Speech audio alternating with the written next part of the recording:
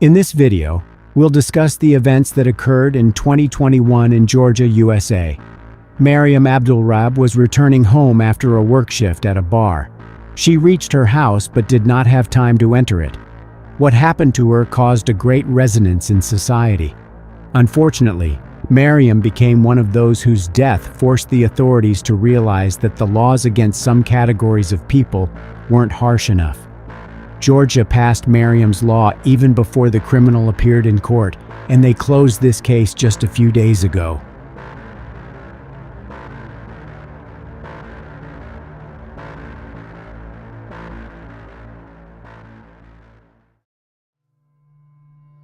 Mariam Abdulrab was a 27-year-old bartender who worked at the Reverie VR bar in Midtown Atlanta. Her colleagues and regulars loved her very much. Mariam was an outgoing person who could always keep up a conversation. That's how her best friend Alicia Kim described her. She is the most caring person in the world. She would literally give you the shirt off her back.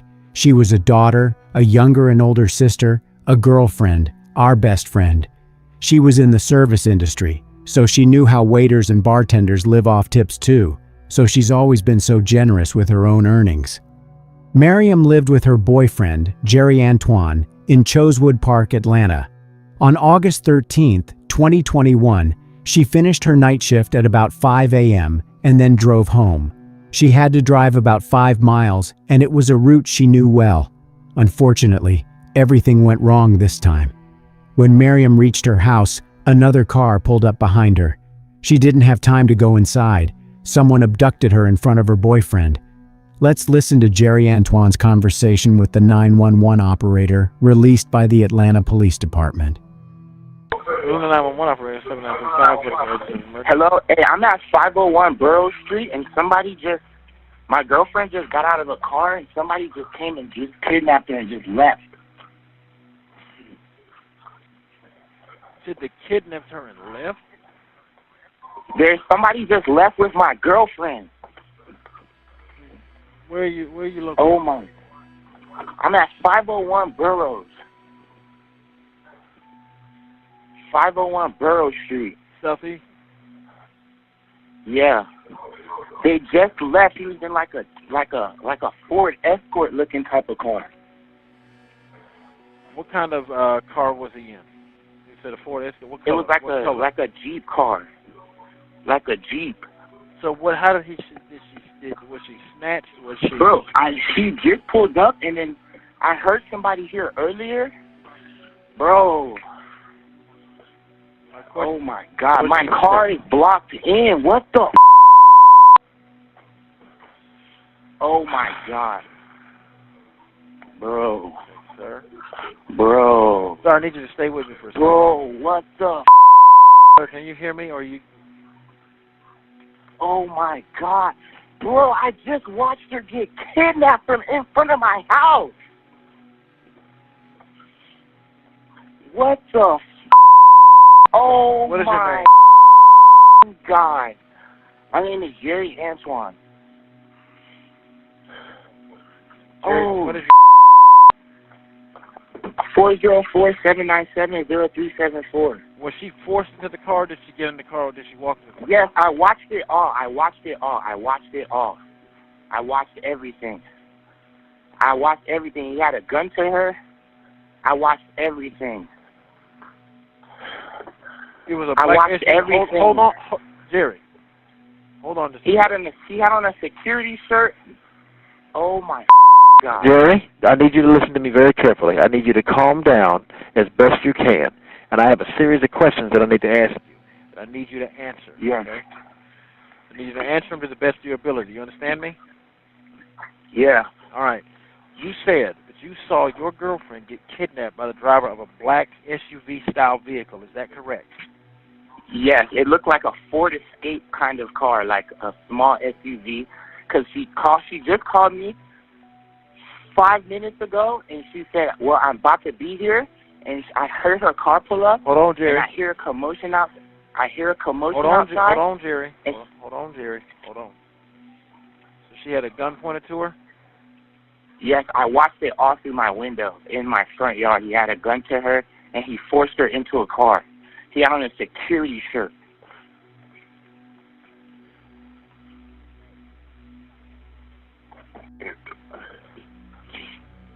What the f***?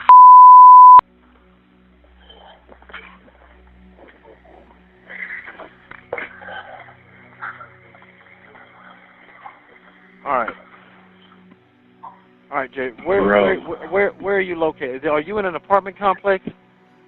No, it's 501 Burrow Street, Southeast. So this is a house? It's a house. Okay, all right. Yes. All right. All right. So and I have her location in my phone. I'm going to check it, like, period. I can check it.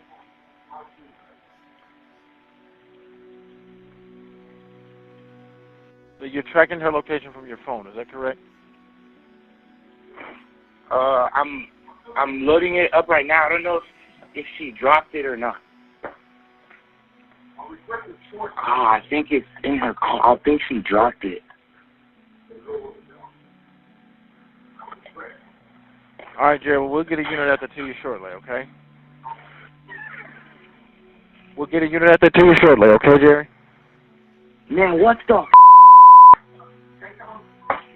All right, Jerry. Jerry, Yo. Jerry, we'll get a unit out there to you soon as we can, okay? Shortly after that call to 911, the police officers crowded the area where someone abducted Mariam. The authorities tried to take all necessary measures to solve this case because the chances of finding the girl decreased with every new minute. No one knew the criminal's motive or what they were up to. As it relates to motive and things like that, I don't know, Deputy Chief Charles Hampton Jr. told reporters right after the incident. Mariam's best friend, Alicia Kim, wrote these words on one of her social network pages. "My best friend got kidnapped last night at her home in Grant Park. She's a bartender at Reverie and was a bartender at Mother and Church. If you've met her, you know she's an incredible human being. After her shift, she stopped by a gas station and someone followed her home, and as she was walking up to her door, she was taken. Please, if you saw her last night and have any videos, send them my way. If you see her in any vehicle, call the authorities." Detectives tried to identify the abductor. One of the versions was that Mariam was a random victim whom the perpetrator first saw at a gas station. Investigators were able to find CCTV footage that captured the moment of the abduction. The video shows Mariam reaching her house and getting out of the car. A moment later, another vehicle approached the house. The driver gets out, grabs Mariam, and leads her to the car. And then the car disappears, backing away. Everything happened in a matter of seconds, and it's terrifying. Mariam was practically at the door of her house when someone abducted her in such cold blood. While the police were talking to Mariam's boyfriend, 911 received 2 more phone calls from the same area. The woman told the operator that she heard at least 4 loud bangs, which she believed were gunshots. About 5 hours after Mariam's abduction, another man called 911 and provided crucial information. Let's listen to the recording of this call. Atlanta 911, operator 7906. What's the address to your emergency? I am actually at the corner of Lakewood Avenue Southeast and Terrace Way Southeast. I am walking in my neighborhood. Lakewood Avenue Southeast and Terrace Way Southeast. You need Correct. police, fire, or an ambulance. I think I may need both police and ambulance. I'm walking by. I see a woman face down near an abandoned home. Let me get you connected with EMS. Hold for one moment, sir. Don't hang up. Oh, Lord. Hello? EMS, what's the address of your emergency? Atlanta Water Transfer. Call advised Lakewood Avenue Southeast and Terrace Way Southeast. There's like an abandoned home at the corner. I don't know the exact address of it, but it's when you turn onto Terrace off of Lakewood Avenue, on the right side, if you're coming from, I guess, the interstate, it's near like an Exxon gas station, and right across the street from, I think, the Boys and Girls Club. Okay, and you said the house is across the street from the Boys and Girls Club, is that correct? Yes, ma'am. It's abandoned, it's boarded up, Okay, what's the phone? What's your name? My name is Robert Dixon, Dixon. Okay. Robert, tell me exactly what happened. I'm walking my dog in the neighborhood. I actually live not too far from here off of Olive Street. And, Lord Jesus, I see a Caucasian woman face down near a mailbox. She is not moving. Looks like she has on black pants, some white checkers, tennis shoes, white tube socks, and what appears to be like a gray tank top. Okay. And are you with the patient now? I'm near her. I have not touched her. Okay. And how old is she? I don't know. She might be like a teenager or early 20s. I can't. Her face is obscured by like weeds, and that's what makes me think she's deceased. Okay. Is she awake? No, not awake at all. Is she breathing? I have not gotten that close to know. Okay. Atlanta, I'm 924. Can we go ahead and start fire and PD? For nature unknown? Yes. Okay, I'm 7906. Okay, sir. Okay, hold for 1 second. She does not appear to be breathing, though. I do not see any chest going up and down, or even the back. Okay, did you ever hear her talk or cry? I did not. Okay, hold for 1 second. Oh, Jesus. Hold for 1 second, sir. Okay. And can you direct the emergency crew to her? Yeah. Okay. I'm sending the paramedics to help you now. Stay on the line and I'll tell you exactly what to do next. Oh, my gosh. I see blood around her upper body and arms. Okay, sir. Reassure her. Okay. Hold for 1 second. Is she breathing, sir? No. Not that I can tell. Hold for 1 second. Lord, this is somebody's baby. Okay, and please tell me, why does she look dead? She is face down. Her face, her nostrils and mouth are directly into the ground. Okay. I don't believe she'll be able to receive oxygen. During a press conference on the same day, a police spokesman confirmed the worst fears of Mariam's family and friends. Deputy Chief Charles Hampton Jr., Hampton, Division Commander for Criminal Investigation. When we got to that scene, we were able to locate an individual, a female, mid-20s, deceased on scene. And what we now believe that is the same female that was kidnapped from the 501 Burr Street.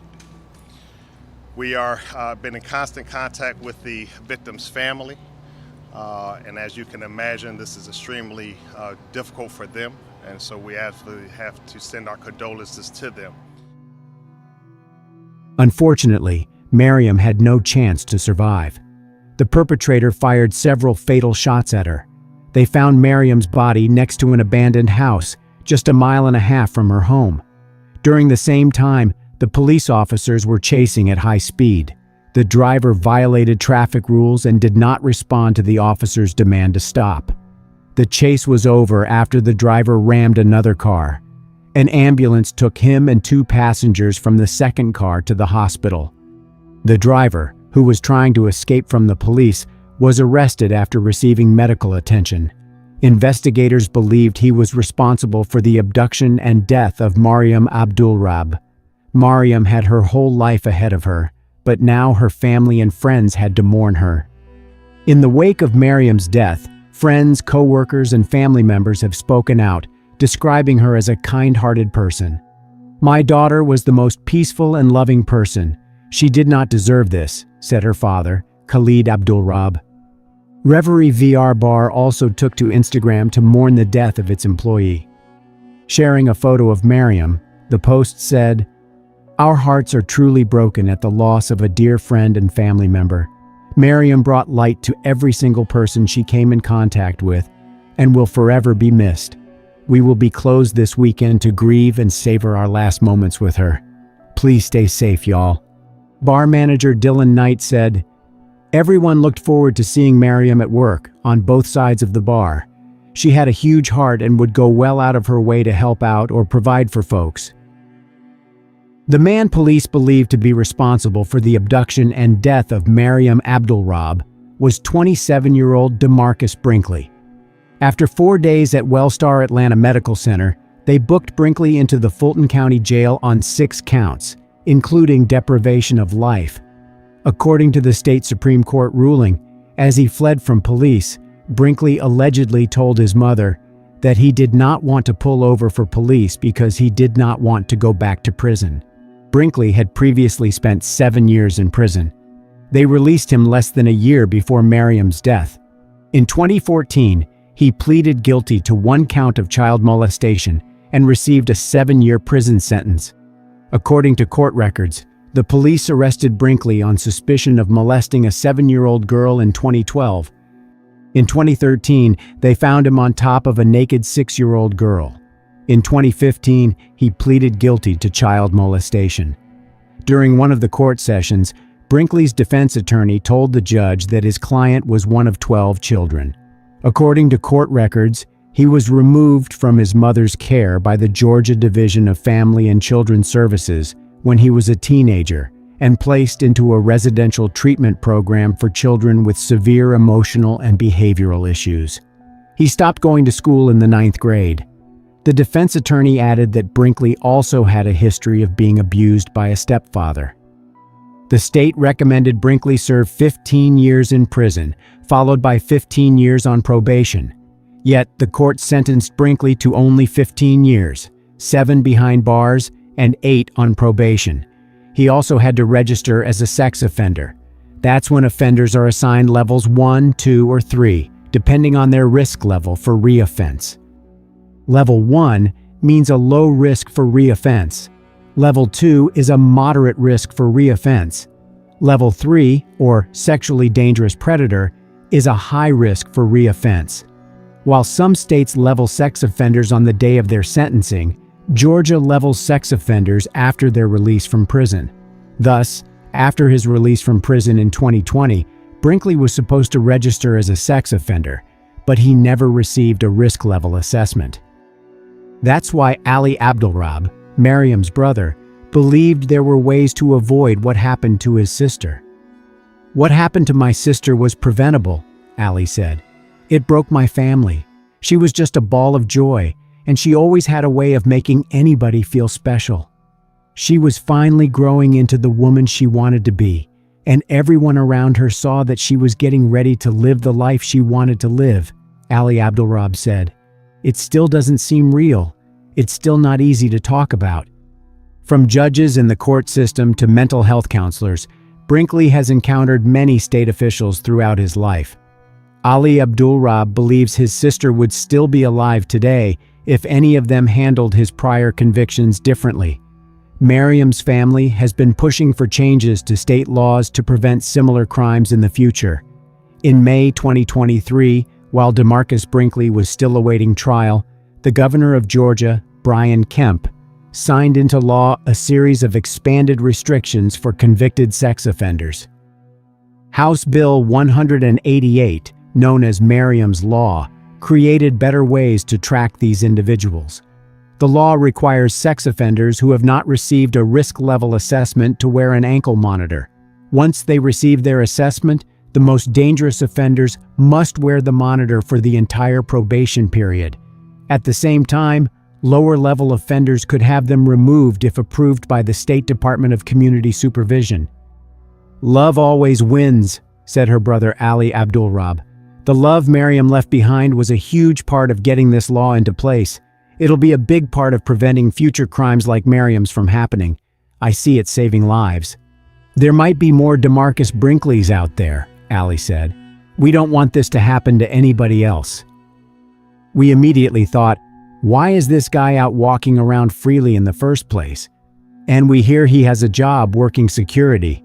It's insane, Ali said. It kind of hurt even more knowing this guy slipped through the cracks in our system. DeMarcus Brinkley made a deal, pleading guilty to several charges during the trial in November 2023. On December 5, 2023, the court sentenced him to life imprisonment, with the possibility of parole after 30 years, plus another 15 years. Mariam's family was not satisfied with the verdict, which is, of course, unsurprising. A criminal with a long track record once again has a chance of leaving the prison walls someday. In a text message to Channel 2's Michael Seiden, Mariam's brother, Ali Abdulrab, addressed the plea deal between prosecutors and his sister's killer. "We weren't exactly happy about the results from the sentencing. After all this time of waiting for a trial, DeMarcus Brinkley decided to plead guilty for a sliver of hope that he may be granted parole one day after his life sentencing is served, 30 years plus 15. After hearing the details of everything he's done in court, they still let him have the one thing that would keep his time in prison a little more bearable. It's easy to blame the criminal in these scenarios, but the whole reason why my sister was murdered in the first place was because a judge in court didn't take the recommendation from the prosecution for his previous charges of sexually assaulting 2 children. The ruling in this recent case is all too familiar and seems like another story where the judge is only there to make everyone happy. More so, the criminal defense attorneys, who I'm sure are taking this home as a win. I understand that their duty is to promote fairness and justice for their clients, but at what cost? The criminal justice system, as I know it, is this perpetual cycle of unfairness and reconsideration, especially for the potential victims and the ones who suffer. Our family feels it is not fair for the children that this monster has hurt. Not fair for my sister, who had her whole life stolen from her. Mariam Abdulrab is more than just a number in a world of crime. She is a real person who had real family and friends that loved her so very much.